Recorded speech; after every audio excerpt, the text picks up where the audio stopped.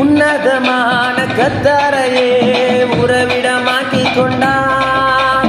உன்னதமான கத்தரையே உறவிடமாக்கி கொண்டார். அடைக்கலமா ஆண்டவரை ஆதாயமாக்கி கொண்டார். அடைக்கலமா ஆண்டவரை ஆதாயமாக்கி கொண்டார். வாதை உந்தன் கூடாரத்தை அணுகாது மகனே, பொல்லாப்பு நேரிடாது நேரிடாது மகளே. சலலா லா லா லா லா